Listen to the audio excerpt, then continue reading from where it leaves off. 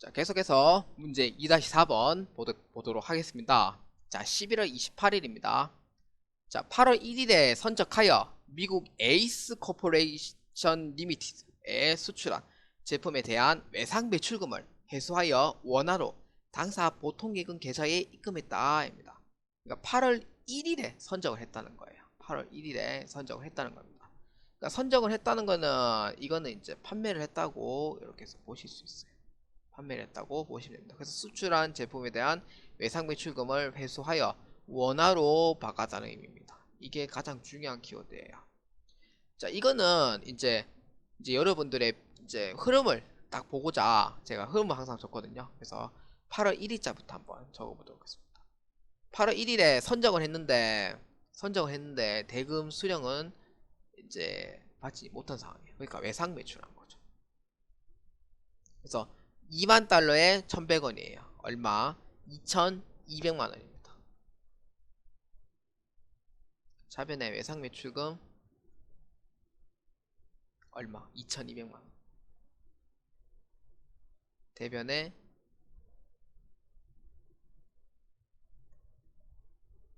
이렇게 해서 회계 처리를 한 거예요. 잠시만요. 계산기 한번 보도록 하겠습니다. 자, 계산기를 보면은 네, 2,200만 원 맞죠? 자, 이렇게 해서 회계 처리를 했어요. 회계 처리를 했는데 이제 1,070원에 이제 도로 회수했죠. 11월 28일에 달러로 회수해가지고 뭘로? 이걸로 이제 환전을 했다는 거죠. 이걸로 회수해서 요걸로 환전했다는 거예요. 요거 아시죠? 요거 아시죠? 요거 아시죠? 모르시는 분들을 위해서 한번 적어봤습니다. 뭐 모르시는 분도 있기 때문에 이렇게 해서 적은 겁니다. 여기 USD는 달러고요. 미국 달러. KRW는 우리나라 돈으로 원입니다. 코리아 원 이렇게 보시면 됩니다. 자, 그래서 이제 얼마? 1,070원이죠. 1,070원에 받은 거예요. 그러니까 2만 달러에 1,070원만큼 받은 겁니다. 그래서 이거를 이제 환율로 계산해서 이제 회수한 금액을 작성해 줘야 돼요. 얼마냐면은 2,140만 원입니다. 얼마에 받았냐? 그러니까 원화로 환전했다고 하니까 차변의 보통예금 2,140만 원. 그럼 차변에 있던 외상매출금이 도로 회수되니까 이제 대변으로 보내야 되겠죠. 외상매출금. 현재 지금 대변에 있는 금액이 더 많아요. 대변에 있는 금액이 더 많으니까 이 나머지 60만 원은 외환 차손으로 해서 회계 처리를 합니다. 왜 외환 차손이죠?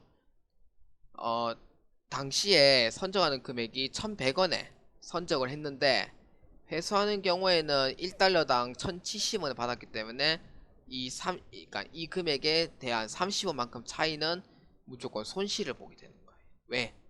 왜죠? 왜? 1,100원에 선적을 했어요. 1,100원 선적했는데 달러가 오르면은 내가 받는 돈이 많아지니까 그만큼 이익이 되겠죠. 이익이 되고, 그런데 1,100원 밑으로 내려가면은 내가 받아야 될 금액이 그만큼 적어지니까 손실을 보게 돼요. 그래서 이 환차에 대한 손실이 이제 발생하게 돼요. 그래서 30원에 2만 달러만큼 총 60만 원이 이제 손실을 보게 되니까 차변에 외환 차손 60만 원 해서 회계 처리를 해야 한다 이 뜻입니다.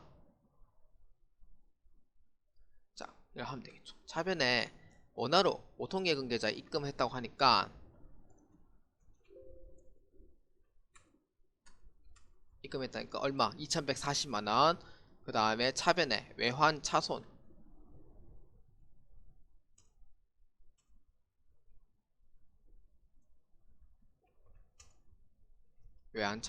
얼마냐면은 이제 60만 원으로 작성해주고 대변에 이제 도로 회수한 거죠. 외상매출금 당시 이제 8월 1일에 외상매출금 발생된 금액 2,200만 원 해서 회계 처리를 한다 이렇게 보시면 되겠습니다.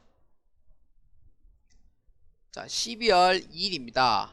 본사 영업부 직원 김부장 씨가 출장에 돌아와 6월 25일에 회사에 지급한 출장비 50만원에 대해 실제 사용한 교통비 및 숙박비 47만 5천원과 정산하고 잔액은 현금으로 회수했다. 단 가지급금에 대한 거래처는 입력한다 입니다. 가지급금에 대한 거래처 입력한다 이 뜻은 이제 누구를 지칭하냐면은 요거에 대한 누구를 지칭하냐면은 김 부장이라는 이 거래처를 입력하라는 의미예요. 그래서 김 부장이라는 이 거래처를 입력을 하라 라는 의미입니다.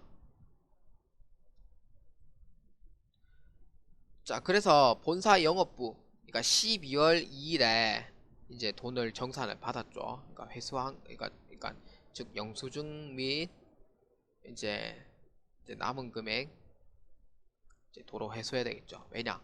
김 부장 돈이 아니죠. 내 돈이기 때문에. 김 부장 돈이 아니죠. 회사 돈이기 때문에 남은 금액은 도로 다시 받아야 돼요. 그런데 이거는 잘 봐야 돼요. 6월 25일에 출장에서 돈을 얼마 줬냐면은 50만원을 줬는 거예요. 그래서 얼마?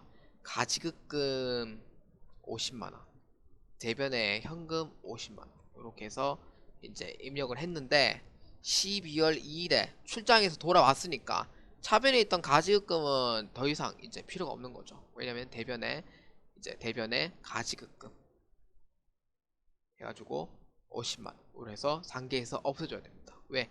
다시 돌아왔고 그 내역을 이제 영수증을 받았기 때문에. 그래서 가지급금 대변에 50만원으로 해서 회계 처리를 하고, 그 다음에 영수증 교통비 및 숙박비죠.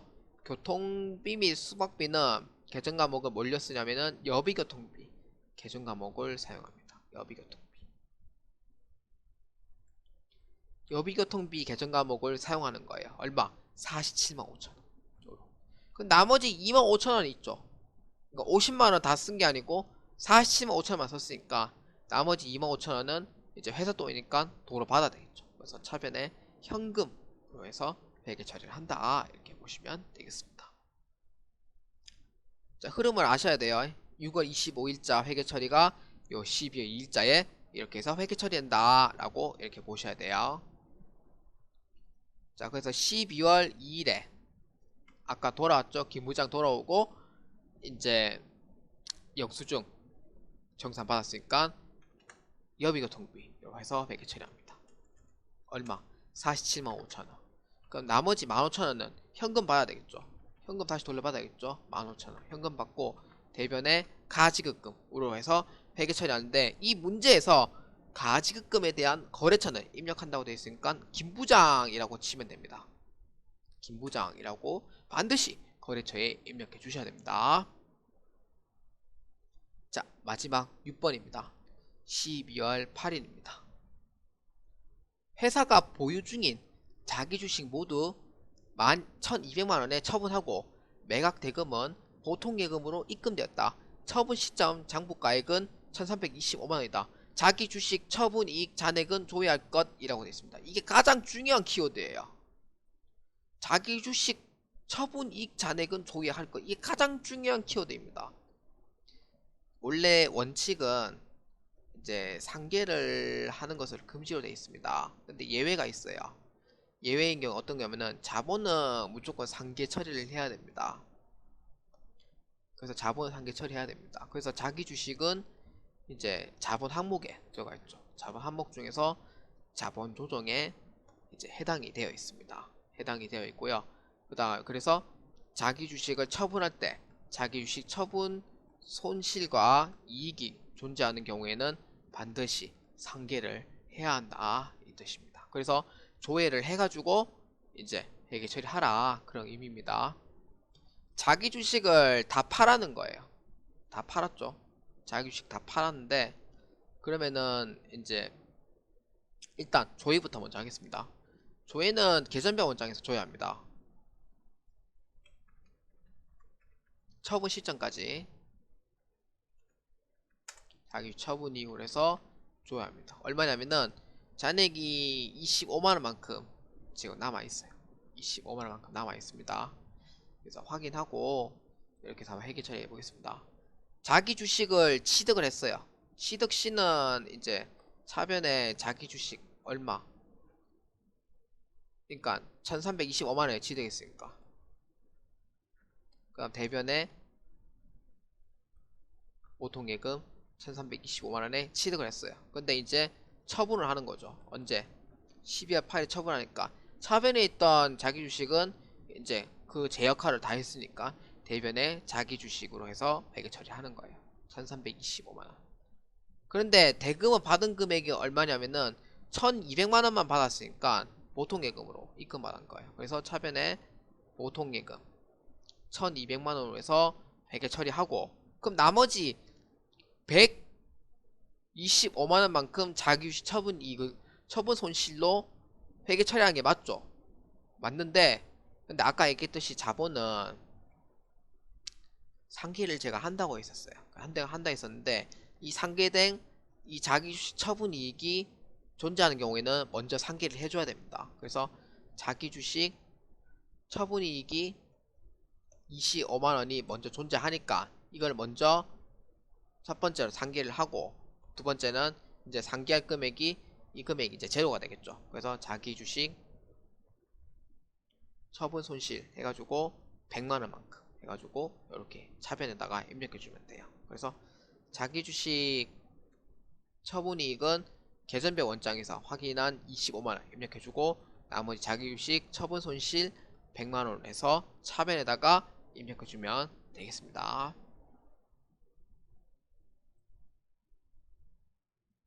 자, 메인 매치 전표에 입력하면은 12월 8일에 보시면은, 메인 매치 전표가 아니고 일반 전표 입력이죠. 12월 8일에 보시면은 차변에 이제 자기 주식 처분하고 돈을 받아야 되겠죠. 얼마? 1200만원에 보통예금 받았다고 하니까 1200만원 입력하고, 나머지 이제 자기 주식 처분 손익을 먼저 상기합니다.